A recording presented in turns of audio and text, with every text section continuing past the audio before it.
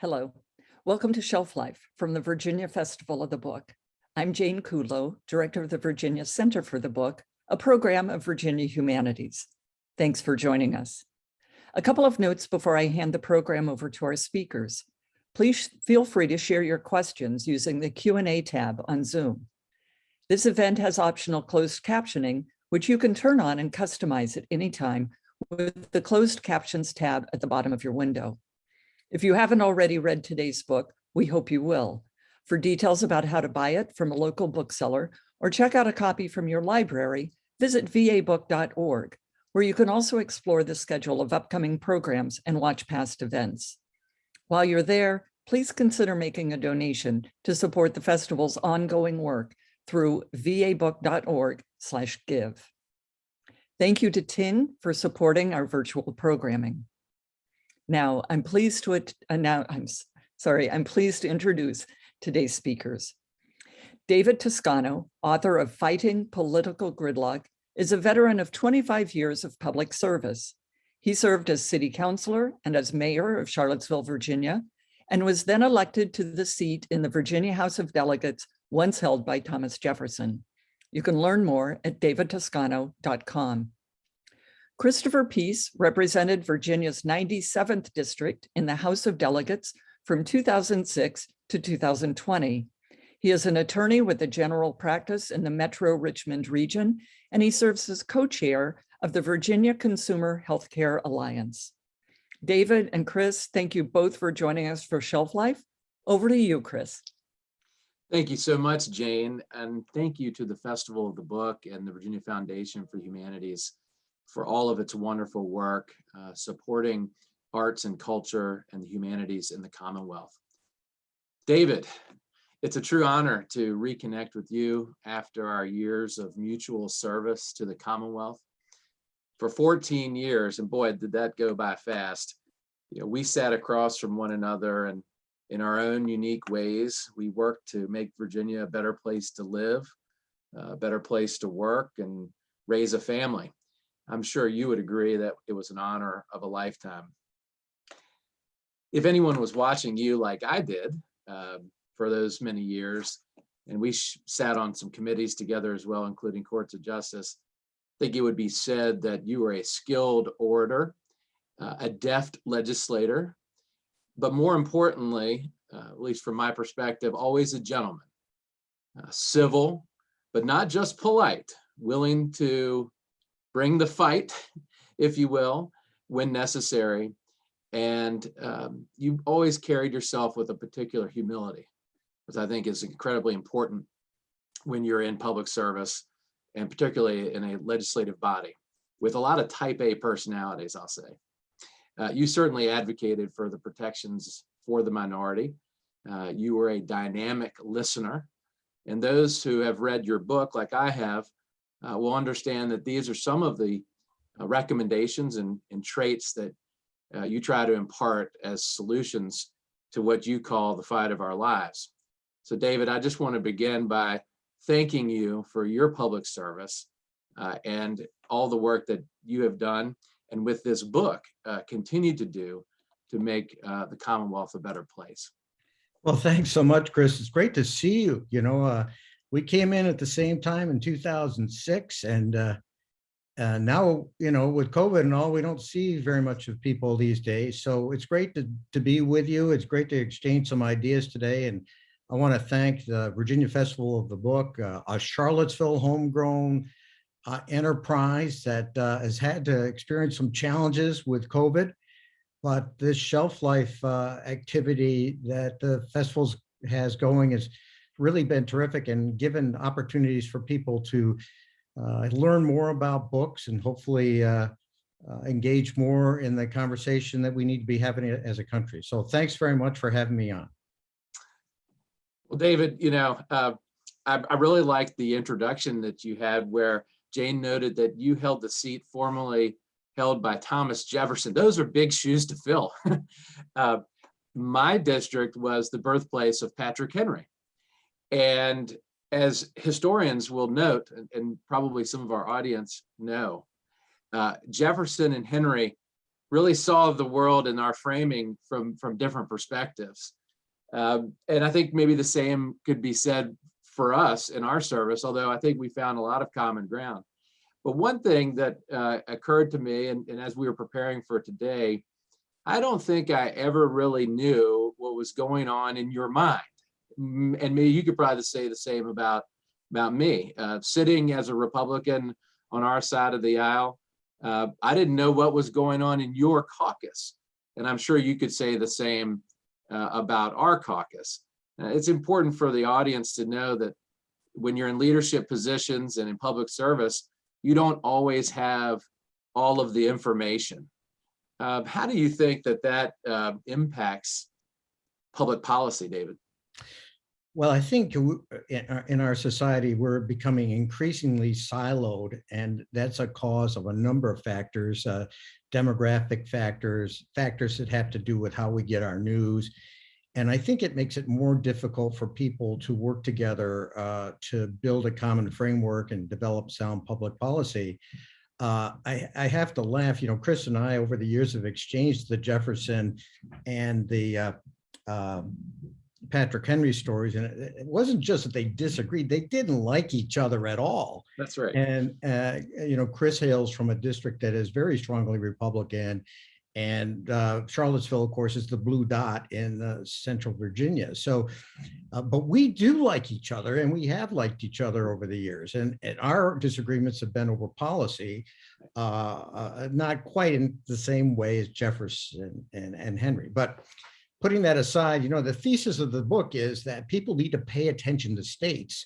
They're spending so much time focused on federal gridlock and the division in Washington that they lose track of the fact that the most important things that are happening in their lives and are going to affect their lives and frankly affect the future of the country those decisions are being made in states, not in Washington. And the quicker we wake up to that, the better we're all going to be.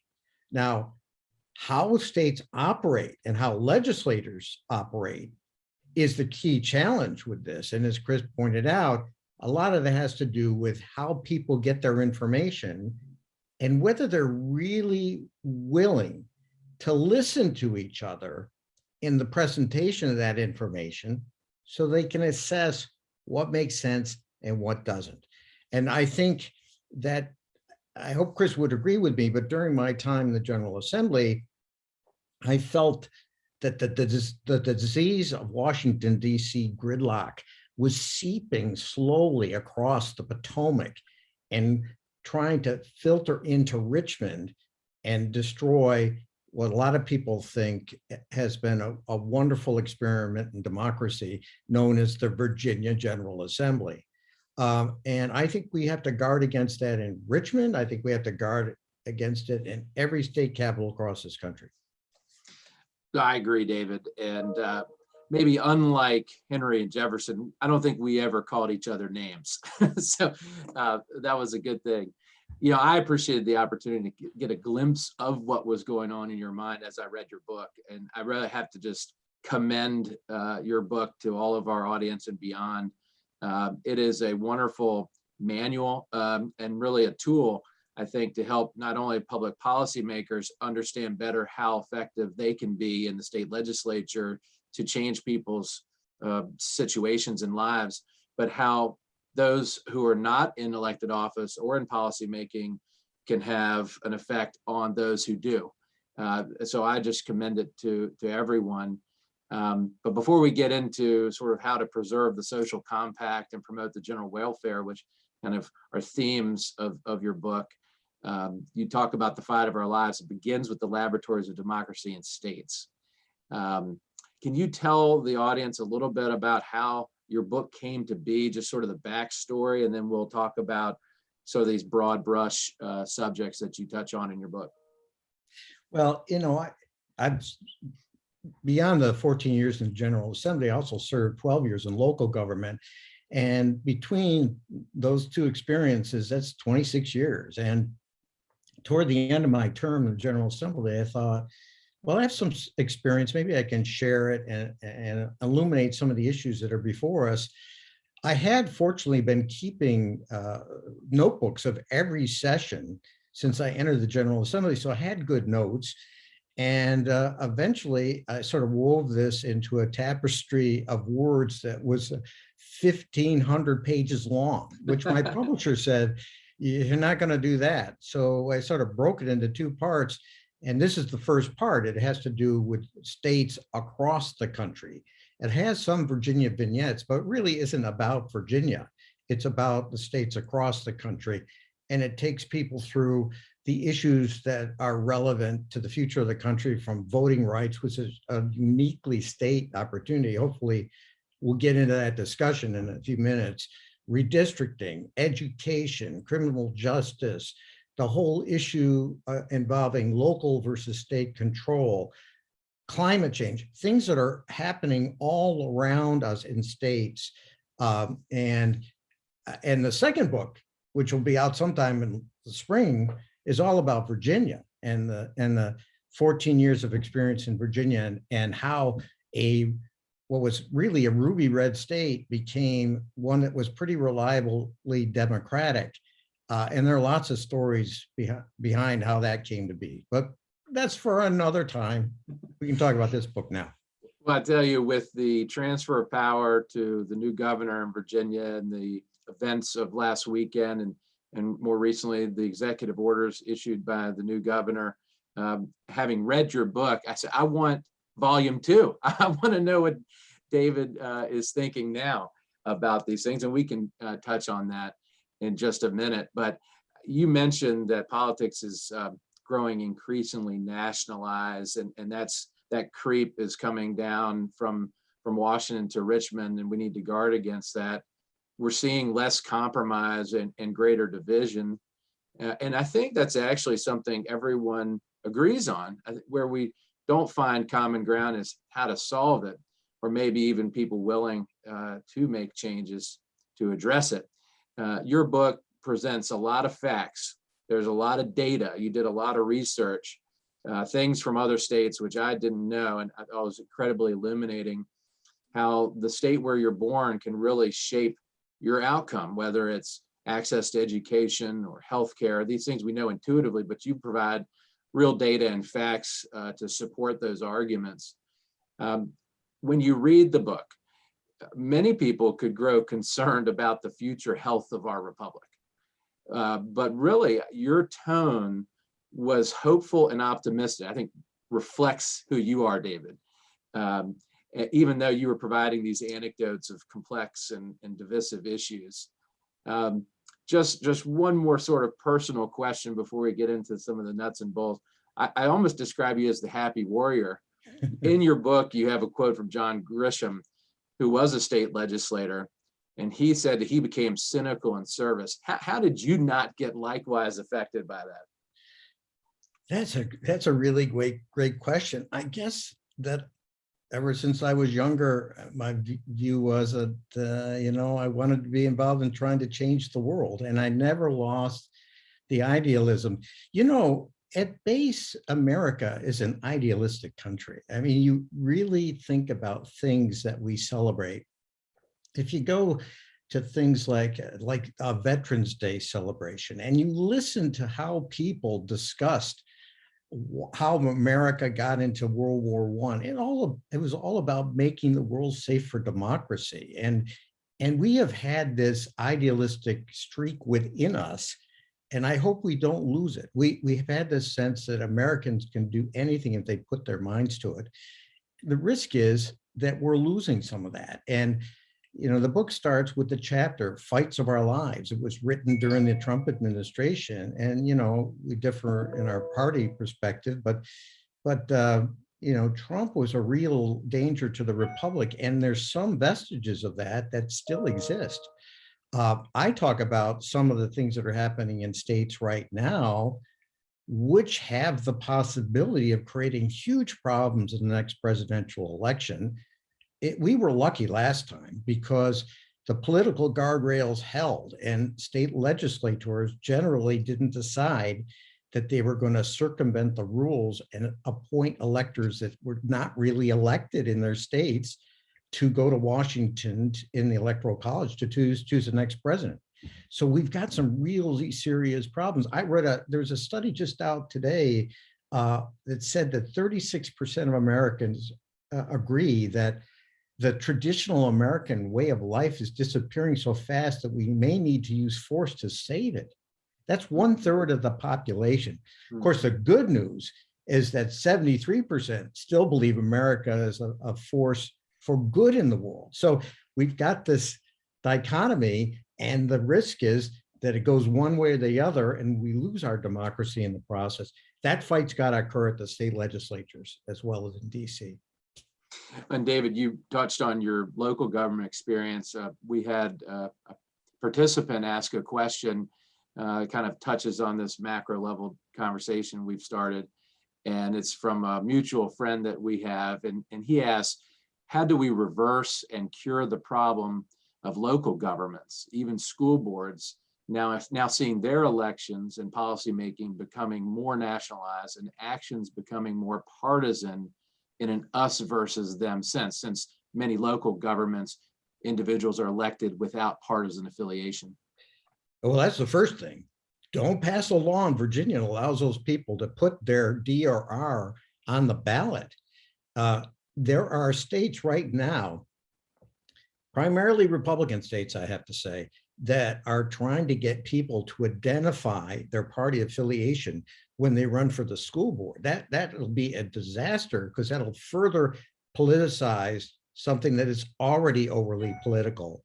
The other thing is we have to guard against the state trying to come in and dictate to local bodies what they should or should not be doing. Governor Youngkin, he's had a couple of oops moments here where maybe not out of sort of political machinations or whatever you call it. He puts through these couple of executive orders that now turns out legally he's got some problems with. And I think that the executive branch of government has to be very careful not to overstep its bounds. Legislatures will come up and try to restrict them if they do that. But okay, so back to the local government issue. First, you got to keep those D's and R's identifications off. Secondly, you got to give people the ability to solve problems that are unique to their communities. And I think if we give them some flexibility, we'll help them. That's not to say that it's still not going to be nationalized. There still will be elements of that will creep in. But if we give them the ability to solve the problems that are unique to their communities with their unique solutions, I think we'll be better off. Well, I appreciate the question from participants. Certainly encourage more participants to use the online chat to ask questions of David, and we'll get to those as we go through our conversation. Just to digress briefly on your response, David, I come from a county, Hanover, which still maintains appointed school boards. There are only a couple left in the Commonwealth. Has adding more election and more democracy, if you will, to that level changed any outcomes? Is the appointed process preferable now, based on your answer of the further nationalization of politics at all levels? Yeah, great question, and one that as an elected official at the local level, I had to deal with, because when I was on the city council, we got to appoint our school board members. And there was always some degree of politics in it. But from personal experience, we were looking for people with sound judgments that didn't have axes to grind. We didn't care about their politics. In fact, we're trying to appoint a diverse body. Once you went to elected school boards, you had no control. The city council had no control over who got elected to school boards. I'm kind of old school. In some ways, I'd like to go back to appointed school boards, because I think that might take some of the politics out of it. The analogy at the state level is judges. We're one of the few states where judges are not elected. We select judges in Virginia. And I don't know, maybe I spent too much time in the legislature, but I think it's a pretty good process. Now, there has been a tendency to try to stock the judiciary with certain people, primarily former prosecutors in Virginia. But still, I think there's a sense that maybe it's a better way than having to offer yourself for election, having to raise incredible amounts of money that potentially could create problems in terms of your judicial responsibility and conflicts of interest, and further politicizing the judiciary in ways we don't want. So you sort of have these contrasts in America where some people say majoritarianism is the way to go and you ought to elect everybody. And other people say, well, in finding the best people for the job, maybe with some degree of appointments by elected leaders makes more sense. Well, I tend to agree with you, David, and share that, as you described, old school view. It's particularly important not to get too much into the weeds, but school boards don't have the power of the purse either. And so when you have elected representatives making commitments regarding spending, but only make spending recommendations and don't actually raise the revenue or make the ultimate decisions on budgets, it poses some challenges.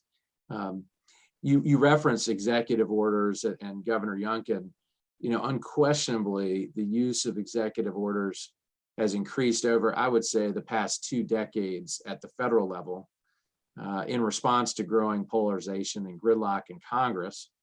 More recently, due to states' statutory authority here in Virginia and the inability of state legislatures to respond rapidly to emergencies, we're a part-time legislature in Virginia. Executive orders by governors have also become more prevalent. Now, I just say that their use now is notwithstanding the legislature, and I think that is a real problem, and it poses challenges to, I think, the good maintenance of government, the separation of powers between branches. You use, I think, a great terminology in your book about the prerogatives of power.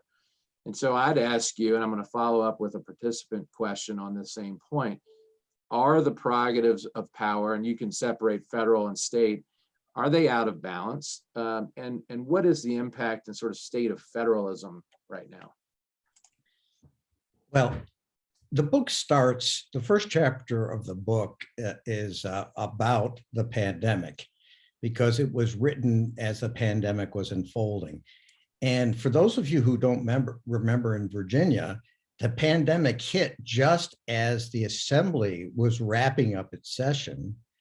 And there wasn't really a case in Virginia until right at about that time.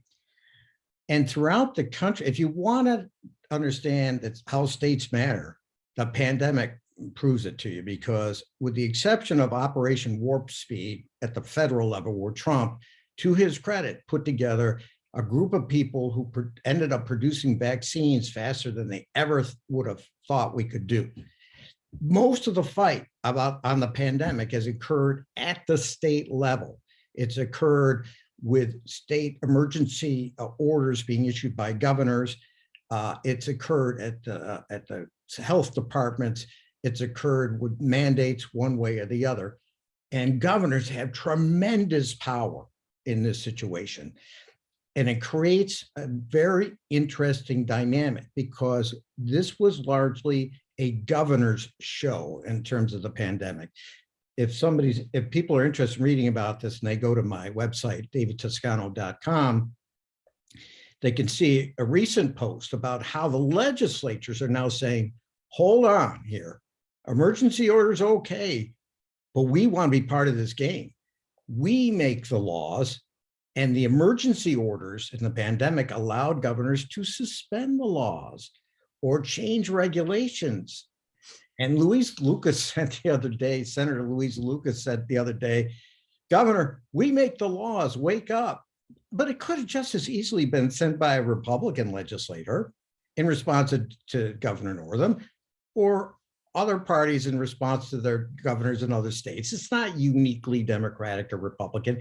This is an issue that transcends party lines and has to do with the basic balance of power, separation of powers within our states. So now legislatures are now starting to legislate constraints on governors' emergency powers.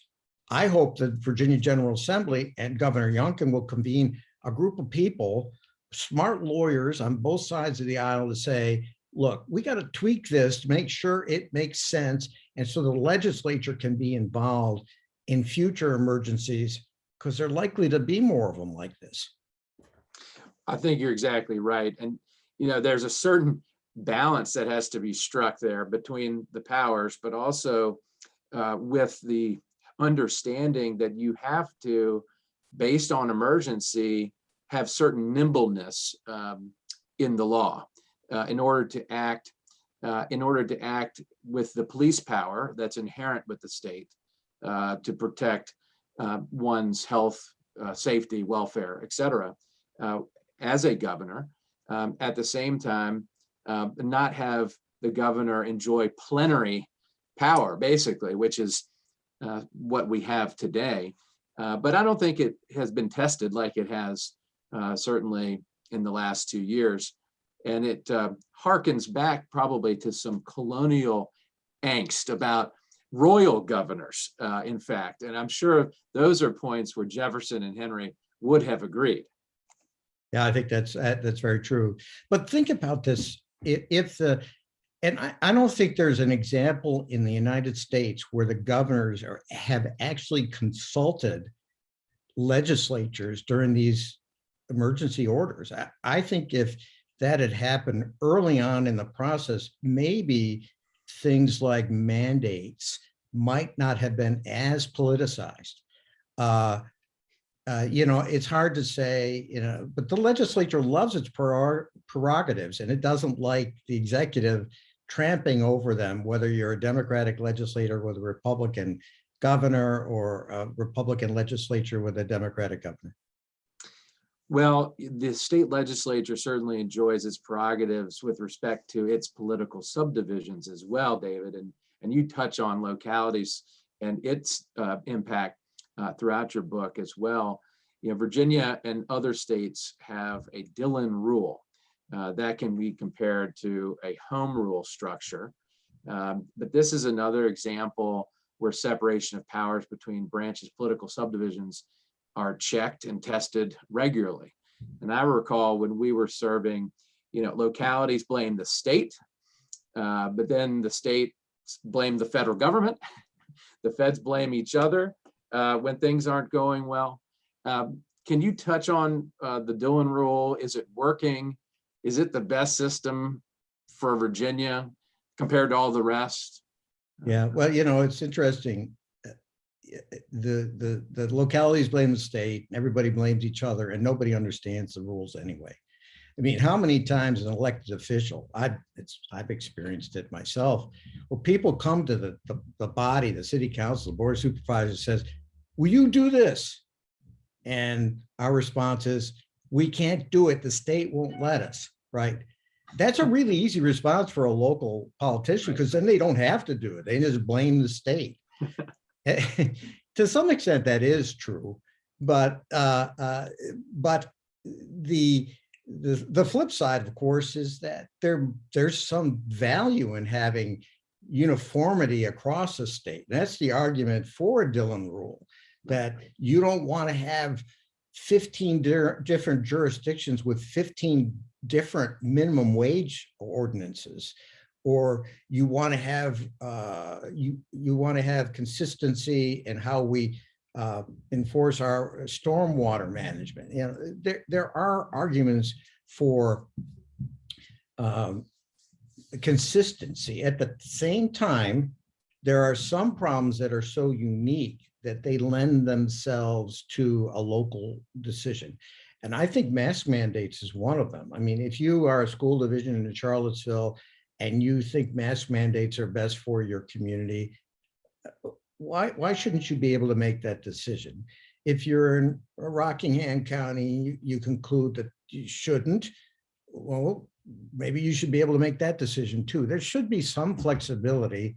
And right now, the way this works, unless the state allows you to do something in Virginia, unless the state allows a locality to do it, you can't do it. That's different from a home rule state. Like Texas has some elements of home rule in it, and some of their bigger cities can do basically what they want. But that's not the end of the issue, because Texas can also preempt localities from doing something.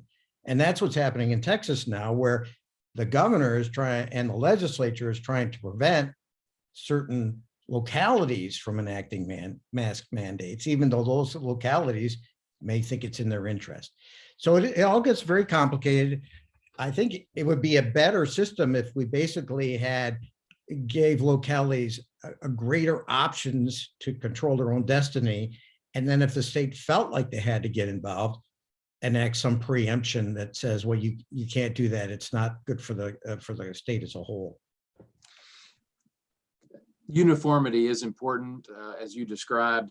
I'm recalling one of my very first votes was on a grass cutting bill. I believe you mentioned that in your book. And it was something that I was sort of philosophically opposed to, the government coming onto your property and cutting your grass and then sending you a bill for it. I voted against it. And, it requires a particular number of votes to pass, not just 51 votes. And it was being carried by my colleague, the senior delegate from Hanover, who recently passed, Frank Hargrove. And he was doing it by request, which is a special designation members place on the bills they file that they carry for their jurisdiction. And I remember he brought it back and then carried it over to the next day. And in the meantime, I had a very special note from him on my desk instructing me on how I should rethink the matter. But it was a great learning experience for a young delegate. Now, that power has been delegated to all localities, and our current assembly doesn't have to deal with such pedantic issues. Can I build on that briefly? Because sure. This is very serious business. States, it's very serious business. What's happening in redistricting, voting rights, all that, it's very serious.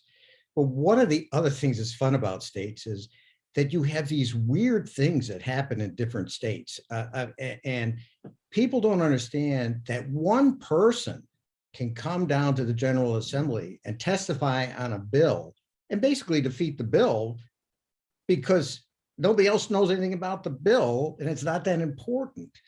And you also have things like this weed ordinance. Who would think that that would be a major issue in any state government? And yet we would get these bills every single year trying to add a locality to the list of those who are allowed to come on your property, cut your grass, and send you a bill. Eventually, we got rid of that. You have really weird things happen in states like naming the state rock or the state reptile. It is fun to watch the states in addition to it being serious business. Yeah, I believe I saw a note recently that there is not a state cheese for Virginia, and that's possibly being considered this session. So very important matters going on in Richmond. David, in your book, you highlight that while we have uniformity and sort of application of law, Virginia is a incredibly diverse state in terms of its populace, in terms of concentrations of wealth, access to healthcare, access to quality education. There are areas of the state with limited access to resources, where residents view the world through a cultural lens. Many who believe their world is collapsing, they've got limited means to become more socially mobile. Your book describes this point of view as individuals are strangers in their own land, afraid, resentful, displaced. From your perspective, having served at local and state levels, how is this current sort of cultural alienation affecting how states govern? Well, it's having a pretty dramatic effect because things seem to be fissuring even more than they used to be. And part of that, frankly, is inequality that exists within states. Virginia has, I think, maybe a greater degree of inequality between the northern regions of the state and the southern regions than maybe any other state in the country. But these things occur in every state. I mean, how many times have you heard about downstate Illinois versus the Chicago area, upstate New York versus New York proper? So you have these fissures, and they seem to be exacerbated because of globalization. These are things that are somewhat out of our control, and automation. And it becomes more of a challenge for elected officials to realize that, as we say in Virginia, we're a Commonwealth. We're trying to help everyone in the Commonwealth, thrive. And you throw in the cultural mix. I mean, in Virginia, it's guns, it's immigration, it's abortion. You throw in the cultural mix, and that makes it more difficult because sometimes people who could be helped by a state action, let's take Medicaid expansion as a good one, because I mean, we went through those debates for how many years before Virginia took it on. Medicaid expansion had a greater impact on people who vote Republican in rural areas of the Commonwealth than any place else. And yet the Democrats have been pushing it for so long. And the people in the Southwest maybe didn't think that it was really all that good for them anyway. But so you have— Well, even in Metro Richmond, David, that was my argument. Exactly. So you have these things that are happening, and they're happening all around the country. And, it does point again to the need to show up at places where you're not expected to be, talk about things that you're not expected to talk about. Don't get so wedded to an ideological position that you can't recognize that some people have a legitimate point of view that you have to accommodate. I'm from Charlottesville. It's probably one of the most anti-gun places in the Commonwealth of Virginia. I don't think that people who live in rural parts of Virginia who are worried about their firearms being taken away are evil people. They are not. They are people who've grown up in a culture that has become used to this, and they are fearful for a lot of different reasons about where the country's going.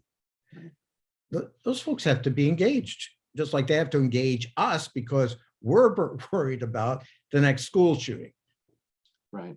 Well, we certainly have to all play a role in building bridges across those divides and heal cultural wounds, because ultimately it does affect the republic. And you make special mention, I think, throughout your book that we are a republic. It's important to remember, and the distinction between that and direct democracy. Right. Can you build on your thoughts about the cultural landscape, and then how the quote unquote bipartisan redistricting process came out, and maybe a bit of a forecast on whether that will help heal some of these wounds or bridge those divides? Right. Well, as we've understood historically, redistricting, of course, is a uniquely state-run operation. I mean, I don't know how many people have implied to you over the years, Chris, that the lines for Congress are drawn by the people who sit in Congress. Okay? Lots of people, and that's totally false. The lines are all drawn by state legislatures. And David, you remember that was the only time we ever saw our representatives come to the General Assembly. That's right. So the state legislatures control the redistricting process, and they can either exacerbate polarization or not, depending on what they do. Now, what has happened in Virginia over the years, as had always happened in some sort of Democratic-leaning states, is that until we changed our constitution, the legislatures were drawing lines where they were, packing Republican votes into one district and Democratic votes into another district. In Virginia, they were packing and creating more Republican districts in Virginia. The result of that is that the extremes of both parties tended to win these certain districts, and we're more beholden to the base of both parties. So when people come down to Richmond, they're sort of locked down in their positions, and it's very hard for them to move to the center where the really good policy can be made. And that's how it was happening all over the country. So in Virginia, people started pushing for an independent or nonpartisan redistricting process to take the politicians out of it. What we got was a quasi-independent process where politicians were still there at the table and still had some kind of control over it. And it didn't lead us to anything except the Virginia Supreme Court drew the districts. How that's going to end up, it's not clear yet. We haven't had an election with the new lines that are drawn by the Virginia Supreme Court. You have these redistricting commissions all across the country. I think there's maybe 11 or 12 places now that have them. They've had mixed results. There have been some places where it works very well, and there's some places that have some degree of partisanship built in, and it hasn't worked very well. So we're going to see. I think I tend to support the independent redistricting approach because the politicians aren't in the room, but it's hard to get a genuinely independent redistricting commission. I guess the proof is going to be in the pudding. We're still waiting on the results of some pending litigation on whether the members will be running in a bi-year in between and not waiting for the natural cycle to occur. Right. So we have to stay tuned for that, and maybe you touch on a bit of this concept of redistricting, its impacts in your volume 2. Certainly continue to encourage all of our audience to pick up a copy of your book. I noted that while there is a lot to be concerned about, the general takeaway that I had from your tone, even on today's forum, is that we should remain optimistic, that we maintain the capacity and the capability to solve our own problems, and that the ongoing tension and testing of the framework, whether it's federal and state or state and local, it is possibly really part of the dynamic design that the founding generation established for us, and that we have worked over centuries to make more perfect. Maybe we should just embrace this gray. It's not just black and white. We sort of live in that tension. Am I interpreting you accurately, David? I think you're right. There are a lot of good things to celebrate, and one of them is that the states are all very different, and they have different state constitutions. Who would ever think that while the U.S. Constitution doesn't include in it a right to vote, that every state constitution does, or that some state constitutions include protections for the environment where the federal constitution doesn't have that. The right to an education, that's not in the federal constitution, but it's in almost every state constitution. So there are opportunities at the state level in the judicial area to push for change that might be good for each individual state, depending on their unique situations. There are a lot of facts out there that lead to optimism, but they're all premised on the notion of people being engaged and understanding how their states operate and participate in the political process. Otherwise, it's easy to lose democracy. Absolutely, David. And if people read your book, I think they will have an even deeper understanding of how the states matter and how this is the fight of our lives, as you say. And I can't thank you enough for your taking your own time to put pen to paper and provide the public with so much data, great anecdotes, examples, and the tool that a citizen can use to make a difference and be engaged in state government to make, at least from our perspective, say the Commonwealth a better place, or their own state a better place. So thank you. Thank everyone who has tuned in. I'd ask that you consider buying David's book from your local bookseller. or through the links on vabook.org, vabook.org. You can also check out virtual events in the future, or even watch past events from the Virginia Festival of the Book at that same website, vabook.org, virginiabook.org. That's vabook.org. David, great to see you. And I hope I see you in person at some point in the near future. I hope so too. It's been a joy to do this. Thank you very much. Thank you.